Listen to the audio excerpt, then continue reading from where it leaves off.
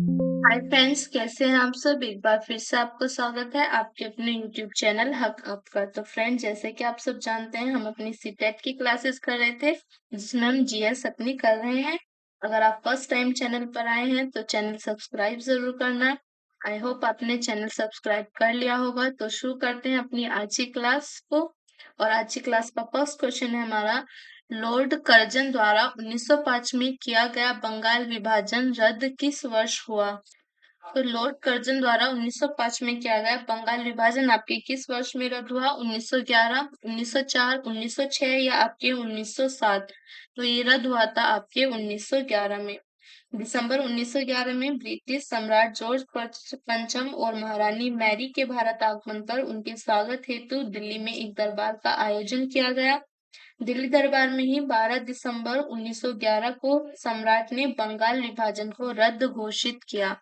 12 दिसंबर 1911 को सम्राट ने बंगाल विभाजन को रद्द घोषित किया और साथ ही कलकत्ता की जगह दिल्ली को भारत की नई राजधानी बनाए जाने की घोषणा की। और साथ ही आपकी जो दिल्ली है उसको नई राजधानी बनाने की घोषणा की थी।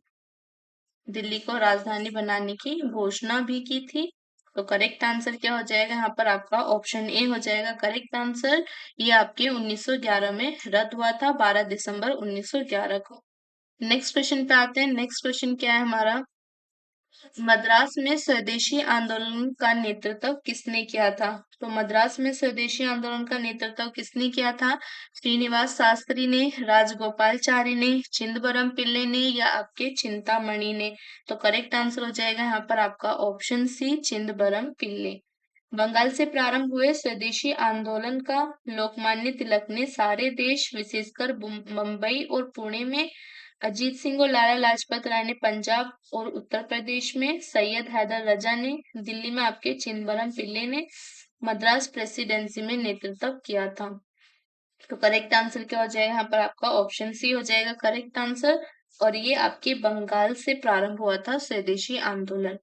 नेक्स्ट क्वेश्चन पाएंगे। नेक्स्ट क्वेश्चन क्या है हमारा, ब्रिटिश पत्रकार H.W. नेविल्सन जुड़े थे। ब्रिटिश पत्रकार जो H.W. नेविल्सन थे, ये आपके कौन से आंदोलन से जुड़े हुए थे। असहयोग आंदोलन से, सविनय अवज्ञा आंदोलन से, स्वदेशी आंदोलन से या भारत छोड़ो आंदोलन से। तो करेक्ट आंसर हो जाएगा यहाँ पर आपका ऑप्शन सी, स्वदेशी आंदोलन से। ब्रिटिश पत्रकार H.W. नेविल्सन स्वदेशी आंदोलन से जुड़े थे। इन्होंने इसके दौरान 4 महीने तक भारत में रहकर मैनचेस्टर गार्जियन और आपके ग्लासगो हेराल्ड तथा डेली क्रॉनिकल के लिए रिपोर्टिंग की थी। बाद में इन्होंने इस रिपोर्ट को द न्यू स्पिरिट इंडिया नाम से पुस्तक के रूप में संपादित किया था। तो करेक्ट आंसर हो जाएगा आपका ऑप्शन सी, ये पत्रकार जो थे H.W. नेविल्सन, ये स्वदेशी आंदोलन से जुड़े हुए थे। नेक्स्ट क्वेश्चन पे आएंगे। नेक्स्ट क्वेश्चन क्या है हमारा, कांग्रेस के मंच से भारतीय राष्ट्रीय कांग्रेस के किस अधिवेशन में प्रथम बार स्वराज शब्द व्यक्त किया गया था। तो किस अधिवेशन में प्रथम बार स्वराज शब्द को व्यक्त किया गया था। बनारस अधिवेशन 1905, कलकत्ता अधिवेशन 1906, सूरत अधिवेशन 1907 या उपयुक्त में से कोई नहीं। करेक्ट आंसर क्या हो जाएगा यहाँ पर आपका ऑप्शन बी हो जाएगा करेक्ट आंसर, कलकत्ता अधिवेशन 1906। कांग्रेस के मंच से भारतीय राष्ट्रीय कांग्रेस के कलकत्ता अधिवेशन 1906 में प्रथम बार स्वराज शब्द दादाभाई नौरोजी द्वारा व्यक्त किया गया था। और किसने इसको व्यक्त किया था, दादा भाई नौरोजी ने। दादा भाई नौरोजी ने इसको, इस शब्द को, जो स्वराज शब्द है, इसको व्यक्त किया था। दादा भाई नौरोजी ने स्वराज शब्द की व्याख्या करते हुए इसे कलकत्ता अधिवेशन 1906 में ही भारतीय राष्ट्रीय कांग्रेस का लक्ष्य बताया था। तो करेक्ट आंसर क्या हो जाएगा यहाँ पर आपका ऑप्शन बी हो जाएगा करेक्ट आंसर, कलकत्ता अधिवेशन 1906। नेक्स्ट क्वेश्चन पे आएंगे। नेक्स्ट क्वेश्चन क्या है हमारा, स्वराज शब्द का प्रयोग सर्वप्रथम किसने किया। तो स्वराज शब्द का प्रयोग जो था सर्वप्रथम किसने किया, बाल गंगाधर तिलक ने, लाला लाजपत राय ने, S.C. बोस ने या आपके महात्मा गांधी ने। तो ये क्या था, आपके बाल गंगाधर तिलक ने। बाल गंगाधर तिलक का कथन था कि स्वराज मेरा जन्मसिद्ध अधिकार है और मैं इसे लेकर रहूंगा। हालांकि स्वराज शब्द का सर्वप्रथम प्रयोग दयानंद सरस्वती ने किया था, लेकिन जो विकल्प में आपको दे रखा है तो उसमें सबसे पहले आपके बाल गंगाधर तिलक ने ही किया था। तो करेक्ट आंसर हो जाएगा आपका ऑप्शन ए। नेक्स्ट क्वेश्चन पे आएंगे। नेक्स्ट क्वेश्चन क्या है हमारा, ब्रिटिश हाउस ऑफ कॉमन्स का चुनाव जिस प्रथम भारतीय ने लड़ा था वह थे। तो ब्रिटिश हाउस ऑफ कॉमन्स का चुनाव कौन से प्रथम भारतीय ने लड़ा था? दादा भाई नौरोजी ने, गोपाल कृष्ण गोखले ने, फिरोज शाह मेहता ने या डब्ल्यू सी बनर्जी ने? तो करेक्ट आंसर हो जाएगा आपका ऑप्शन ए, दादा भाई नौरोजी। ब्रिटेन में हाउस ऑफ कॉमन्स का चुनाव लड़ने वाले पहले भारतीय लाल मोहन घोष थे। उसके बाद दादा भाई नौरोजी ने चुनाव लड़ा था। कब लड़ा था दादा भाई नौरोजी ने? आपके 1886 में लड़ा था, लेकिन वो हार गए थे। ठीक है, दादा भाई नौरोजी जो थे इन्होंने 1886 में ब्रिटिश हाउस ऑफ कॉमन्स का चुनाव लड़ा था, लेकिन वो हार गए थे। करेक्ट आंसर हो जाएगा आपका ऑप्शन ए। फिर 1892 में नौरोजी फिन्सबरी सीट से विजयी हुए थे। तो करेक्ट आंसर हो जाएगा आपका ऑप्शन ए, दादा भाई नौरोजी ने लड़ा था। लेकिन अगर आपके विकल्प में होता मोहन घोष, तो मोहन घोष आपका करेक्ट आंसर होता। और यहाँ पर आपके विकल्प में मोहन घोष नहीं है, तो यहाँ पर आपका दादा भाई नौरोजी होगा करेक्ट आंसर। नेक्स्ट क्वेश्चन पे आएंगे। नेक्स्ट क्वेश्चन क्या है हमारा, निम्नलिखित में से किसने ऑल इंडिया मुस्लिम लीग की स्थापना की थी? तो किसने ऑल इंडिया मुस्लिम लीग की स्थापना की थी? सर सैयद अहमद खान ने, सर मोहम्मद इकबाल ने, आगा खान ने या नवाब सलीमुल्लाह खान ने? तो ऑल इंडिया मुस्लिम लीग की स्थापना आपकी की थी नवाब सलीमुल्लाह खान ने। अक्टूबर 1906 में आगा खां के नेतृत्व में मुस्लिमों के शिमला प्रतिनिधित्व ने एक ऐसी केंद्रीय मुस्लिम सभा बनाने का विचार किया जिसका उद्देश्य मुसलमानों के हितों का संरक्षण हो।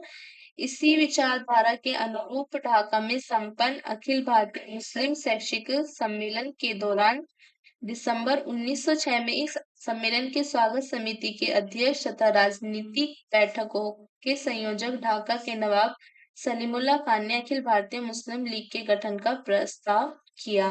तो करेक्ट आंसर हो जाएगा यहाँ पर आपका ऑप्शन डी, नवाब सलीमुल्लाह खान ने ऑल इंडिया मुस्लिम लीग की स्थापना की थी। नेक्स्ट क्वेश्चन पे आएंगे। नेक्स्ट क्वेश्चन क्या है हमारा, 1907 में मुस्लिम लीग का वार्षिक अधिवेशन कहाँ हुआ था? 1907 में मुस्लिम लीग का वार्षिक अधिवेशन कहाँ पे हुआ था? ढाका में, अलीगढ़ में, कराची में या लखनऊ में? तो ये हुआ था आपके कराची में। कहाँ पर हुआ था? कराची में। मुस्लिम लीग की स्थापना कब हुई थी आपके? मुस्लिम लीग की स्थापना हुई थी आपकी 1906 में ढाका में। मुस्लिम लीग की स्थापना कहाँ पर हुई आपके? इसकी स्थापना हुई थी ढाका में। कब हुई? 1906 में हुई थी। वर्ष 1907 में इसका वार्षिक अधिवेशन कराची, 107 में आपके कहाँ पर हुआ? कराची में हुआ। और 108 में 108 1908 में इसका अधिवेशन कहाँ पर हुआ? 1907 में कराची में हुआ, 1908 में हुआ था आपके अमृतसर में। ओके, 1907 में इसका अधिवेशन हुआ, वार्षिक अधिवेशन कराची में, स्थापना ढाका में हुई थी 1906 में। और 1908 का जो वार्षिक अधिवेशन था ये आपके हुआ था अमृतसर में। तो करेक्ट आंसर हो जाएगा यहाँ पर आपका ऑप्शन बी। नेक्स्ट क्वेश्चन पे आएंगे। नेक्स्ट क्वेश्चन क्या है हमारा, निम्नलिखित व्यक्तित्वों पर विचार कीजिए। कथन है आपका, लीग ने कांग्रेस की मुस्लिम जनता के साथ मिलकर उद्देश्य पूर्ति में लगाने के अधिकार को मानने से मना कर दिया। कारण है वैसा अधिकार अकेली मुस्लिम लीग का ही था। नीचे दिए गए कोड से सही उत्तर का चयन कीजिए। तो यहाँ पर आपका करेक्ट आंसर क्या होगा? ए और आर दोनों सही है। आर ए की सही व्याख्या है। ए तथा आर दोनों सही है, परंतु आर ए की सही व्याख्या नहीं है। ए सही है परंतु आर गलत है। ए गलत है परंतु आर सही है। तो यहाँ पर आपका करेक्ट आंसर हो जाएगा ऑप्शन सी, यानी कि कथन सही है। लीग ने कांग्रेस की मुस्लिम जनता के साथ मिलकर पूर्ति में लगाने के अधिकार को मना कर दिया, मानने से मना कर दिया। और कारण आपका गलत है, वैसा अधिकार अकेली मुस्लिम लीग का ही था। लीग ने कांग्रेस के मुस्लिम जनता के साथ मिलकर उद्देश्य पूर्ति में लगाने के अधिकार को मानने से इनकार कर दिया, क्योंकि लीग अपने आप को मुसलमानों का प्रतिनिधित्व करने वाली एकमात्र संस्था मानती थी। परंतु वैसा एकमेव अधिकार अकेली मुस्लिम लीग का ही नहीं था। तो करेक्ट आंसर हो जाएगा यहाँ पर आपको ऑप्शन सी। नेक्स्ट क्वेश्चन पे आएंगे। नेक्स्ट क्वेश्चन क्या है हमारा, जजिस्ट पार्टी के संदर्भ में निम्नलिखित कथनों पर विचार कीजिए। जजिस्ट पार्टी ने कांग्रेस का विरोध उसे एक ब्राह्मण प्रभुत्व वाला संगठन कहकर किया। इसने गैर ब्राह्मणों के लिए वैसे ही सांप्रदायिक प्रतिनिधित्व का दावा किया जैसा कि मोर्ले मिंटो सुधार ने मुसलमानों को दिया था। उपयुक्त में से कौन सा या कौन से कथन आपके सही हैं? तो आपको बताना है कि इसमें से कौन सा कथन आपका सही है जजिस्ट पार्टी के संदर्भ में। तो यहाँ पर आपका पहला कथन भी सही है, जजिस्ट पार्टी ने कांग्रेस का विरोध उसे एक ब्राह्मण प्रभुत्व वाला संगठन कहकर किया। और नेक्स्ट आपका दूसरा कथन भी सही है, इसने गैर ब्राह्मणों के लिए वैसे ही सांप्रदायिक प्रतिनिधित्व का दावा किया जैसा कि मोर्ले मिंटो सुधार ने मुसलमानों को दिया था। करेक्ट आंसर हो जाएगा यहाँ पर आपका option option A. Option A आपका करेक्ट आंसर हो जाएगा। एक और दो दोनों ही आपके सही हैं। जजिस्ट पार्टी वर्ष 1916 में मद्रास प्रेसिडेंसी में बनाई गई थी। जजिस्ट पार्टी बनाई कब गई थी आपके 1916 में आपके मद्रास प्रेसिडेंसी में ये बनाई गई थी। मद्रास प्रेसिडेंसी, मद्रास प्रेसिडेंसी में ये बनाई गई थी आपके 1916 में। करेक्ट आंसर हो जाएगा यहाँ पर आपका ऑप्शन ए। दोनों ही कथन आपके सही हैं। नेक्स्ट क्वेश्चन पे आते हैं। नेक्स्ट क्वेश्चन क्या है हमारा, 1912 में जब राजधानी कलकत्ता से दिल्ली लाई गई उस समय भारत का वायसराय कौन था? 1912 में जब राजधानी को कलकत्ता से दिल्ली लाया गया, कलकत्ता से दिल्ली स्थानांतरित किया गया, उस समय भारत का वायसराय कौन था? Lord Mayo, Lord Lawrence, Lord Minto या लॉर्ड हॉर्डिंग? तो करेक्ट आंसर हो जाएगा यहाँ पर आपका option D, Lord Harding. British काल में दिल्ली से पहले भारत की राजधानी कलकत्ता थी। ब्रिटेन के राजा जॉर्ज पंचम के आगमन पर 12 दिसंबर 1911 के समय बंगाल विभाजन रद्द कर भारत की राजधानी कलकत्ता से दिल्ली स्थानांतरित करने की घोषणा की गई। लॉर्ड हॉर्डिंग द्वितीय के कार्यकाल में यह कलकत्ता से दिल्ली स्थानांतरित हुई और वर्ष 1912 में दिल्ली जो थी वो राजधानी बन गई थी। दिल्ली राजधानी बन गई थी आपकी, कब बनी थी? 1912 में। 1912 में दिल्ली राजधानी बनाई गई। तो करेक्ट आंसर हो जाएगा आपका ऑप्शन डी, उस समय भारत का वायसराय था लॉर्ड हॉर्डिंग द्वितीय। नेक्स्ट क्वेश्चन पे आते हैं। नेक्स्ट क्वेश्चन क्या है हमारा, दिल्ली में उनके राजकीय प्रवेश के अवसर पर बम फेंका गया था। तो किसके राजकीय प्रवेश के अवसर पर बम फेंका गया था दिल्ली में? लॉर्ड कर्जन पर, लॉर्ड मेयो पर, लॉर्ड मिंटो पर या लॉर्ड हॉर्डिंग पर? तो करेक्ट आंसर हो जाएगा यहाँ पर आपका ऑप्शन डी, लॉर्ड हॉर्डिंग पर। लॉर्ड हॉर्डिंग द्वितीय जब 23 दिसंबर 1912 को दिल्ली में राजधानी स्थानांतरण के औपचारिक समारोह के अवसर पर जुलूस के साथ दिल्ली में प्रवेश कर रहा था, तब चांदनी चौक में बम फेंका गया। तो करेक्ट आंसर हो जाएगा यहाँ पर आपका ऑप्शन डी। तो करेक्ट आंसर हो जाएगा यहाँ पर हमारा ऑप्शन डी। नेक्स्ट क्वेश्चन पे आते हैं। नेक्स्ट क्वेश्चन क्या है हमारा, कांग्रेस और मुस्लिम लीग के बीच प्रसिद्ध लखनऊ समझौते पर हस्ताक्षर हुआ था। कांग्रेस और मुस्लिम लीग के बीच जो आपका लखनऊ समझौता हुआ था उस पर हस्ताक्षर कब हुआ? 1913 में, 1914 में, 1916 में या आपके 1915 में? तो उस पर हस्ताक्षर हुए थे आपके 1916 में। ऑप्शन डी आपका करेक्ट आंसर होगा।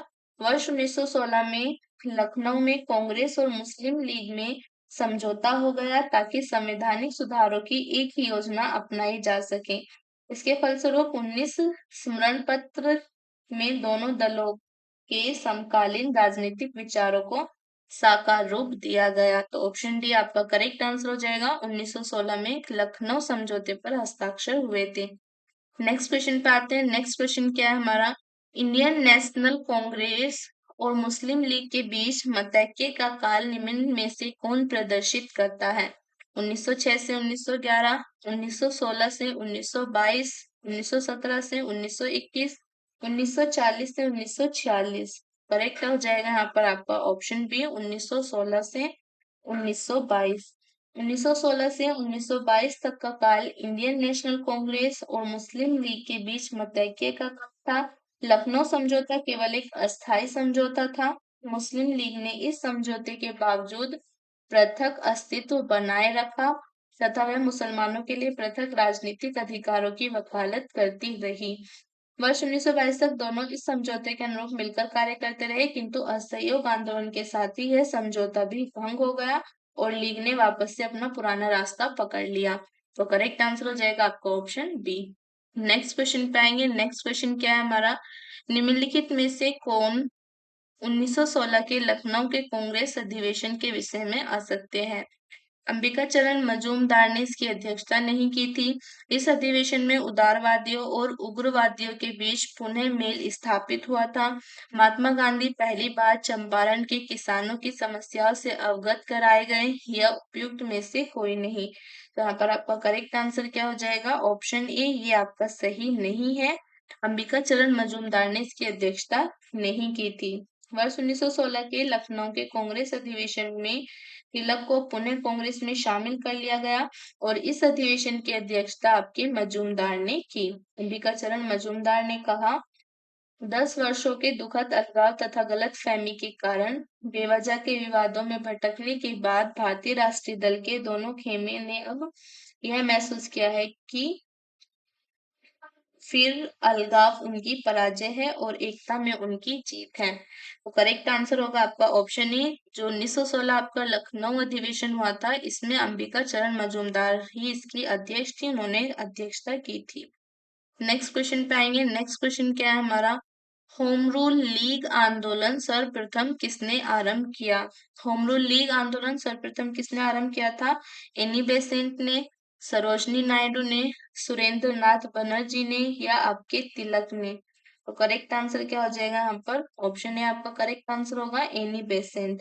भारत में होम रूल लीग आंदोलन सर्वप्रथम एनी बेसेंट ने प्रारंभ किया।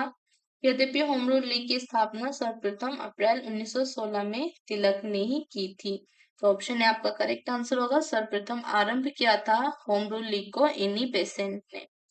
नेक्स्ट क्वेश्चन पे आएंगे। नेक्स्ट क्वेश्चन क्या है हमारा, निम्नलिखित में से कौन होम रूल आंदोलन से नहीं जुड़ा था। तो कौन आपके होम रूल आंदोलन से नहीं जुड़ा था, C R Das, S Subramaniam Iyer, Annie Besant, या आपके बीजी तिलक।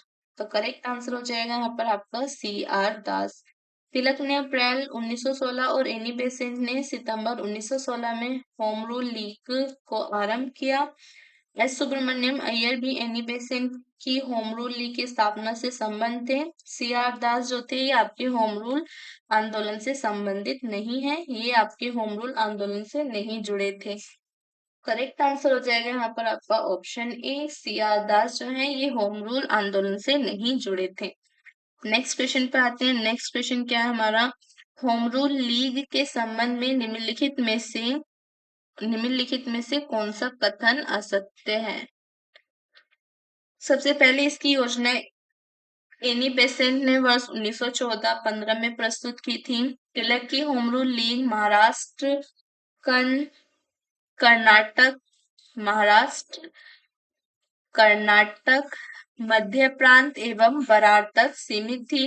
नेक्स्ट है, तिलक द्वारा स्थापित होम रूल लीग अधिक शक्तिशाली थी। तिलक और बेसेंट के मतभेदों के उपरांत दोनों लीग बनी रही। तो यहाँ पर आपका करेक्ट आंसर क्या होगा,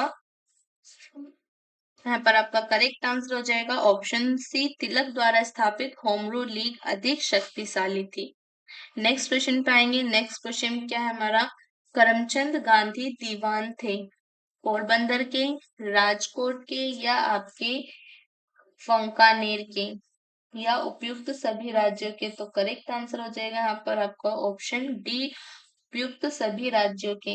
करमचंद गांधी पोरबंदर, राजकोट एवं बंकानेर राज्यों के दीवान थे। ये गांधी जी के पिता थे, इनका उपनाम काबा था। ये गांधी जी के पिता थे और इनका उपनाम क्या था, उपनाम था इनका काबा गांधी, काबा गांधी।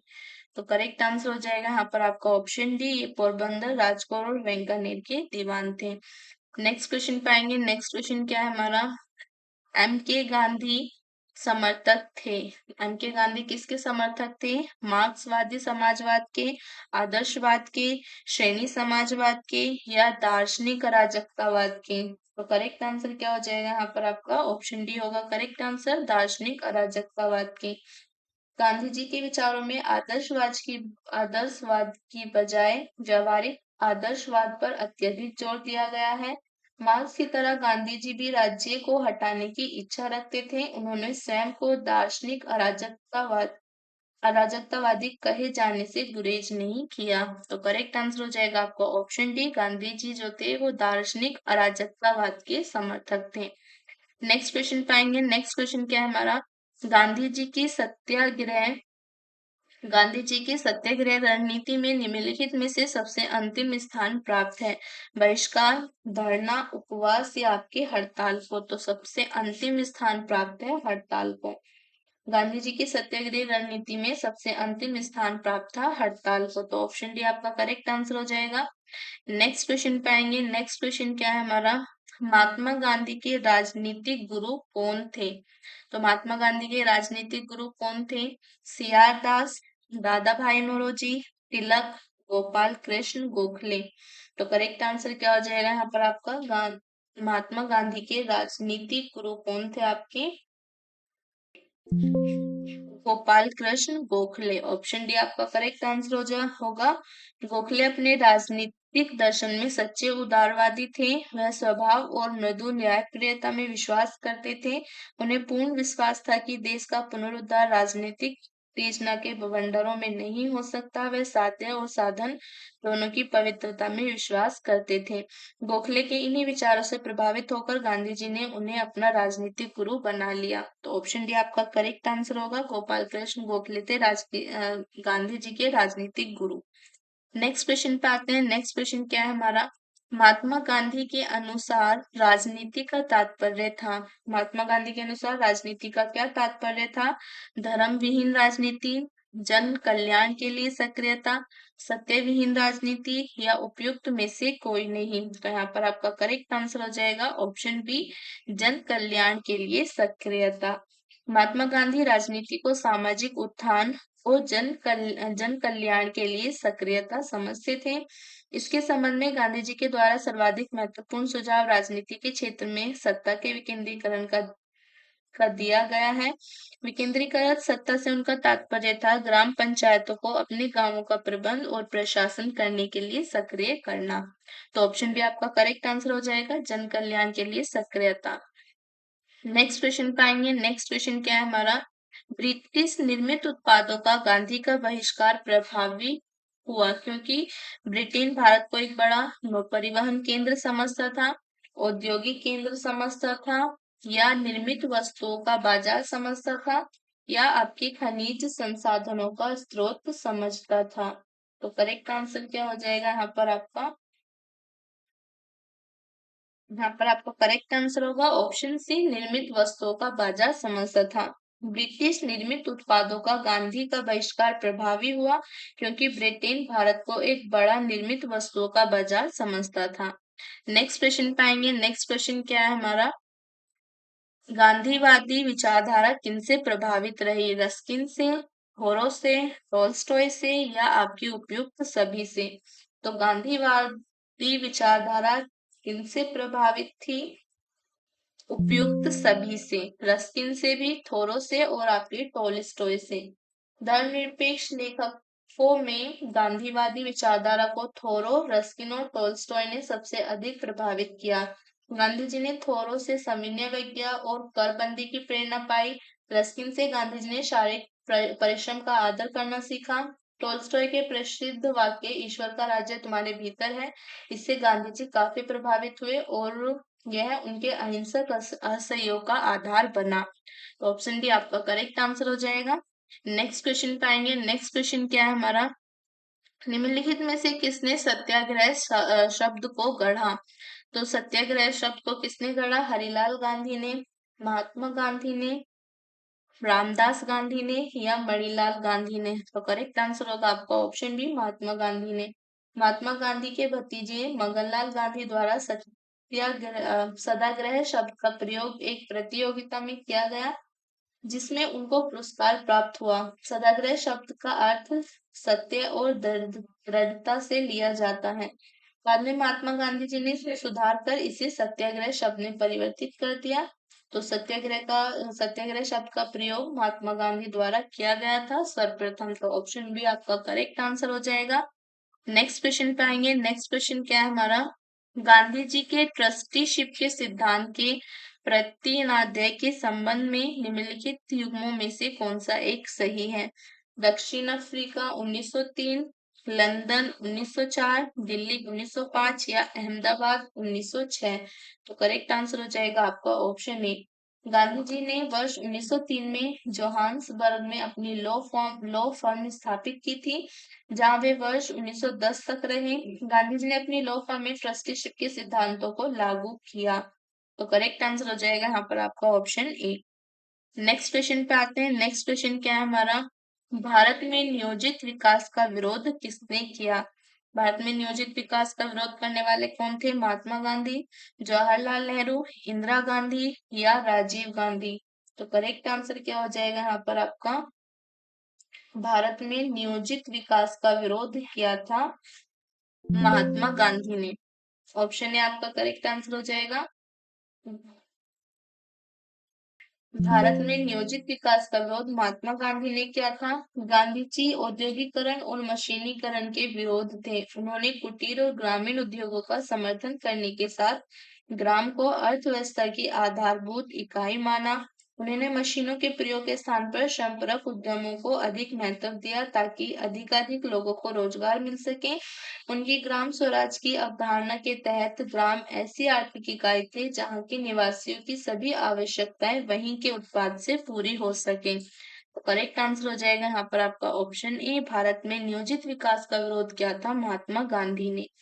नेक्स्ट क्वेश्चन पे आते हैं। नेक्स्ट क्वेश्चन क्या है हमारा, ब्रिटिश निर्मित उद्यानों का गांधी का बहिष्करण प्रभाव है क्योंकि ब्रिटेन भारत को एक बड़ा नौ परिवार केंद्र समझता था, उद्योग केंद्र समझता था, निर्मित वस्तुओं का बाजार समझता था या खनिज संसाधनों का बाजार समझता था। तो करेक्ट आंसर हो जाएगा यहाँ पर आपका ऑप्शन सी, निर्मित वस्तुओं का बाजार समझता था। नेक्स्ट क्वेश्चन पे आएंगे। नेक्स्ट क्वेश्चन क्या है हमारा, निम्न में से किस आंदोलन से गांधी जी संबंधित नहीं थे? किस आंदोलन से गांधी जी संबंधित नहीं थे? स्वदेशी आंदोलन से, खिलाफत आंदोलन से, सत्याग्रह आंदोलन से या भारत छोड़ो आंदोलन से। तो करेक्ट आंसर हो जाएगा यहाँ पर आपका ऑप्शन ए, स्वदेशी आंदोलन से गांधी जी संबंधित नहीं थे। गांधी जी स्वदेशी आंदोलन से संबंध नहीं थे। स्वदेशी आंदोलन वर्ष 1905 में बंगाल विभाजन के विरोध में हुआ था। स्वदेशी आंदोलन जो हुआ था आपके 1905 में बंगाल विभाजन के विरोध में हुआ था। और उस समय गांधी जी कहाँ पर थे? बंगाल विभाजन के विरोध में हुआ। उस समय गांधी जी थे आपके दक्षिण अफ्रीका में। जब आपके स्वदेशी आंदोलन हुआ उस वक्त गांधी जी थे दक्षिण अफ्रीका में। तो करेक्ट आंसर हो जाएगा यहाँ पर हमारा ऑप्शन ए, स्वदेशी आंदोलन से गांधी जी संबंधित नहीं थे। करेक्ट आंसर हो जाएगा आपका ऑप्शन ए। तो यहाँ पर हमारी अच्छी क्लास खत्म होती है। आई होप आपको क्लास अच्छी लगी होगी। तो लाइक करना, ज्यादा से ज्यादा शेयर करना और कमेंट कर जरूर बताना। तो मिलते हैं नेक्स्ट क्लास में, तब तक के लिए बाय बाय।